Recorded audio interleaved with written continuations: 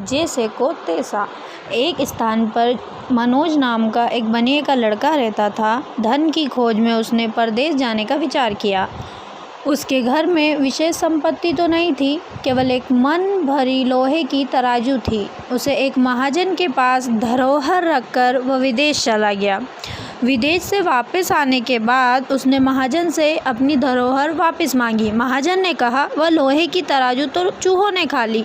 बनिए का लड़का समझ गया कि वह उस तराजू को देना नहीं चाहता, किंतु अब कोई उपाय नहीं था। कुछ देर सोचकर उसने कहा, कोई चिंता नहीं, चूहों ने खा डाली तो चूहों का दोष है, तुम्हारा नहीं, तुम इसकी चिंता ना करो।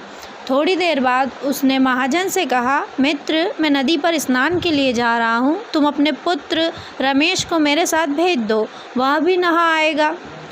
महाजन बनिए की सज्जनता से प्रभावित था, इसलिए उसने तत्काल अपने पुत्र को उसके साथ नदी में स्नान करने के लिए भेज दिया।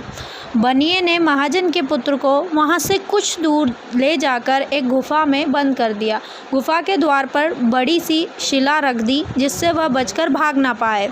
उसे वहाँ बंद करके जब वह महाजन के घर आया तो महाजन ने पूछा, मेरा लड़का भी तो तेरे साथ स्नान के लिए गया था, वह कहाँ है?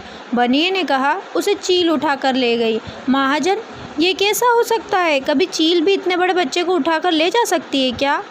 बनिया, भले आदमी, यदि चील बच्चे को उठाकर नहीं ले जा सकती तो फिर चूहे भी मन भर भार वाली तराजू को कैसे खा सकते हैं? तराजू, तू बच्चा चाहिए तो तू तराजू निकाल के दे।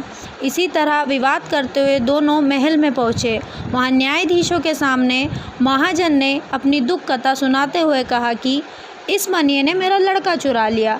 धर्माधिकारी ने बनिए से कहा, इसका लड़का इसे दे दो। बनिया बोला, महाराज, उसे तो चील उठा ले गई। धर्माधिकारी, क्या चील भी कभी बच्चे को उठा ले जा सकती है क्या?